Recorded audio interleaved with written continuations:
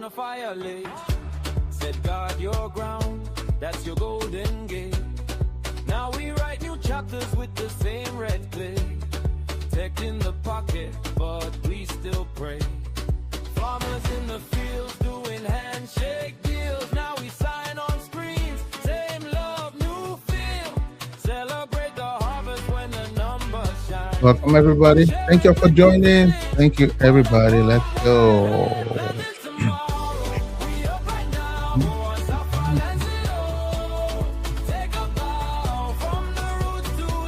Thank you, everybody. Thank you for joining. Thank you all. Welcome, everybody. Let's go.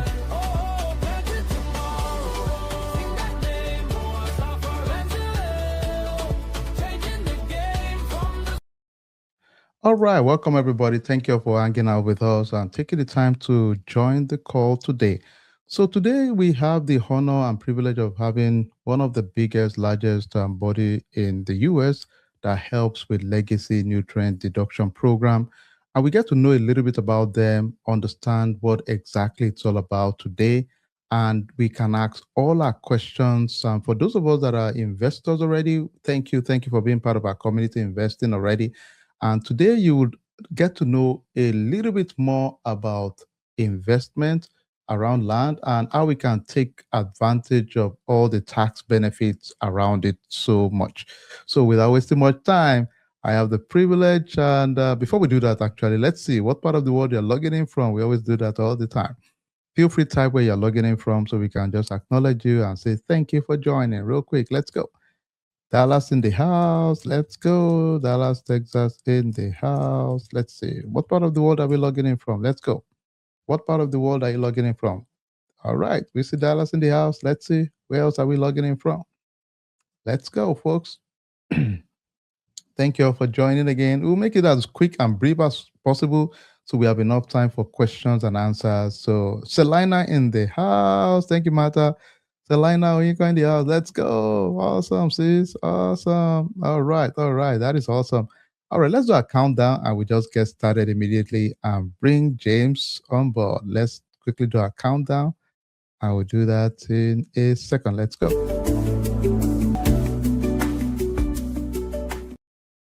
All right, welcome back, everybody. So without wasting much time, let's jump into it. We have the pleasure of bringing in James on board. James is the regional manager of Boa Safra. And for some of you, you might have heard me talk about this a lot. In our community, one of the things is that we're always looking at opportunities to bring the best mind out there to let us have the best experience in land ownership and building wealth through land ownership.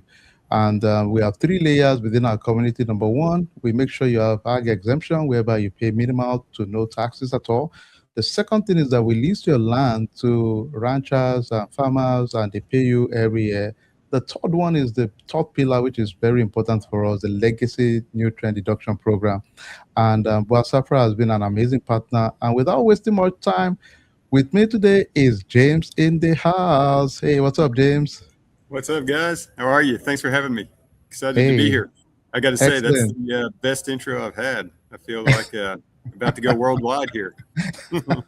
Hey, you all are worldwide already, James. And James, a lot of our community, they're all excited about this meeting, and because a lot of people own land, and the question is always, okay, is this a scam, really? Because now you're telling me that, okay, we're going to own, get all this tax benefit. It's also part of IRS tax code. It's just creepy on the surface without getting into the details. So I hope today you can make all our team just say, okay, you know what, this is legal, this is right, this is what we've done, and we can make it as interesting as possible. So, your show, James, introduce yourself and we'll get into the details. Yeah, thanks so much. Hey, everybody. My name's James. Last name's St. Peter. I didn't put it on there. And I'm with Boa Safra. I'm a regional manager. I cover Texas, Oklahoma, and New Mexico for the company. And believe it or not, we could be a regional manager just for Texas because it's big enough with enough land out there to be a region by itself. So, yeah, I've been with the company for a while now. I've been following the company actually for a couple years. And I just really... the one thing that helped me to really want to join the company is because it provides so much benefit to landowners, which are kind of the backbone of America. So that's why I jumped in on this, and I love it. I love helping people, and that's what this does. So what we're going to do today is we're going to walk through some slides.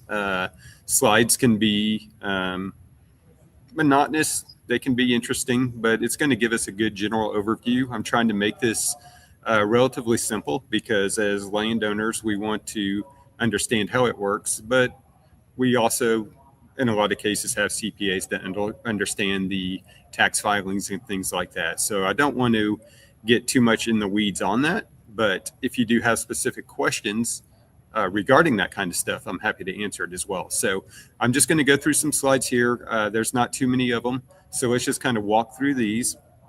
Just kind of pay attention to what I'm saying here. And if it makes sense, great. If it doesn't, just kind of hold on to what doesn't make sense and feel free to ask away once we get through this. Some of the slides as we progress might answer the question that you have on your mind. So let's just kind of walk through it if that sounds okay for everybody else. Sounds good? Yes, sir. Okay, great. So what legacy nutrient deductions are, and they're deductions for excess nutrients in soil. And what Boa Safra does is we've taken one tax code out of thousands of tax codes, and we've come in and we've streamlined the process for one tax code. So we come in, we collect all the data, the analytics, and then we prepare an IRS ready report that you can then give over to your CPA so he can go ahead and file that for the IRS. We go in, we sample the soil. We go from a land perspective, we go 6 inches deep to get those nutrients. We go in there, we get the report. It gives us the analysis of what was done. And when we get all those nutrients put together, we put it in a table format so you can see what nutrients were excess, what the value was of those nutrients, and then it gives us a final acreage average deduction per acreage. And then with that, like I mentioned, we'll get you a report, and that's our CPA tax preparer ready. And then we also have CPAs that work with us. So if your CPA did have some questions or wasn't real comfortable with it, they can also work with our CPAs to get a better comfort level. Okay, I'm gonna go to the next again. So this just kind of goes over the numbers of our company, Boa Safra. We operate in all 50 states. And if you kind of going from top to bottom and back around, we average $1,700 deduction per acre. So it's a very significant amount. And we've done over 4,500 reports. We've had about 5 or 6 audits in the time we've been doing this out of the 4,500 reports. So one thing it shows right there is there's not a lot of audits done because the numbers are very good. But a lot of times the audits will come about not just because of us, just because it's an audit in general. And then those audits in general, when they did look at our report, we've had 100% success rate on it. So we've been very good at what we do. Some things that to look at as a landowner, just to make sure you do qualify, because our whole point here is to benefit the landowners, benefit you guys. And so if it's something that's not going to benefit you, then we want to obviously steer you away from it. No reason to work with us. I don't think many of this is going to apply here, but I just want to touch on it. Anything that was purchased before 2000, we can still do it, but usually the price of the land at that time and the price of the fertilizer makes it where it's really not cost effective. So we try to steer from 2000 and up. Your land does have to be crop, livestock, or timber production. We're even starting to steer away a little bit from timber. I don't think that's going to apply here. But another way to look at it is any land you buy, just make sure it's not hobby land, meaning put a couple horses on it. You ride your horses a couple times during the week. It needs to be an ag, crop, livestock producing land that's generating income off that. And then minimum investment is usually about $500 per acre. Anything below $500 an acre, if you acquire it at that lower than that cost, usually the tax benefit's not there. So, and then we offer our price, and you just work with us and pay our price directly at $40 an acre. And so just like anything else, your $40 an acre, that is an expense. So that's a taxable event as well. And so we get the question a lot, what are legacy nutrient deductions, right? You want me to do this, but what are they actually? And as you can see on the slide right here, these are just deductions available to landowners, like we discussed, agricultural landowners. And they're based on the value of the agriculture necessary nutrients in the soil when the land is purchased or inherited. So when you're buying this land, it's already got fertilizer and basically fertilizers put into that land to get it to a nutritional value. So when you're paying for that land, you're actually buying the land, but you're not really, when you make that purchase price, you're not subtracting out those ingredients and the fertilizers that are in that land. So you're buying a asset, which we can go ahead to the next page, Ken. And so what it's doing is it's actually removing those nutrients, and we're taking those nutrients out because you're paying for them. And so you're going to be able to recover that, because those are what we call wasting assets, which are like, another way to look at it is if you bought a barn with hay in it, that hay is going to be used. So it's called what we call a wasting asset, which means it's a deductible event. And so that's why it's out there. And also they're out there because they want good stewardship. The better we can make that land, and if you put fertilizers and stuff in that land, you're having a better land, a better crop, etc. And the government is going to reward you with that for putting those nutrients into the land. And so just, it goes back into what I was saying right there. The tax code lets you recover the value of the pre-existing reserves you purchased. So, and the question we get a lot is this new? Because it is new to the market, I will say that, but the tax code's actually been out there since 1960. Okay, we can go next.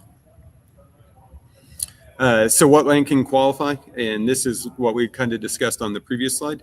It's anything that's annual row crop, pasture, grazing, any kind of farmland, grassland, where you're putting nutrients into that soil to use it for making money off that land. Okay, next. So this gives us the state of Texas. We work in all 50 states, as I mentioned. It sounds like everyone on this call was in the state of Texas, and I think that's the case. If you're not, we can always talk after this on other states, but also sounds like we're probably falling in a lot of, maybe if you look on District 6, District 7, right in that area, maybe District 5, I'm not sure. But you can see $1,600 to $1,800 on average. So this is, again, on average. What we're seeing is a deduction.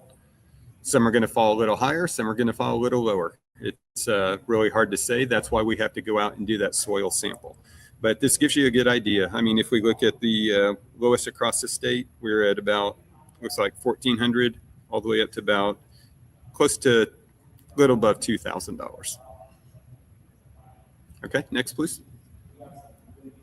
Okay, so what are the benefits for you guys? Well, it's pretty simple. The main thing is we can protect our income, right? So any income we're bringing in, we can use this as a deduction against that income. Also reduce the cost of real estate. So in the future, if we decide we want to purchase some more land, we can go in there knowing we're going to reduce the basis of what we're going to pay for that land. So once we purchase that land, we can apply this like we're probably doing in a lot of these situations here, and that overall cost of that land is going to decrease. And then it's also planning for the future. So if you want to buy this land, and a lot of people buy land to pass it on down to future generations, and if you do decide to pass it on to future generations, you can just use what's called a step-up basis. With that step-up basis, once that land's inherited and taken over, then they can reapply this nutrient deduction for the new landowner as well, for the inherited landowner. So anytime the land changes hands and it goes to a new owner, this can be used in what we call a refresh and can be reapplied. So we're using this a lot now we're seeing it, now that it's become a lot more familiar with the market and common in the market. A lot of people are now legacy passing on their land to, the next generation. And so they are taking advantage of this so that next generation, once they get that step up basis, can apply this towards that. Okay, next please. Okay. This is the best tax shelter in Texas, and it's not made of paper. When you hold up to 11 acres in Roxton, you ain't just buying an asset, you're buying a fortress. At this size, you lock in the Texas Agric exemption. While the median home price in Fannin County jumped 16% last year, your holding costs stay low, while the industrial boom in Sherman does the heavy lifting for your value. This is the hole in the donut. It's the last undervalued entry point before the regional identity shifts completely.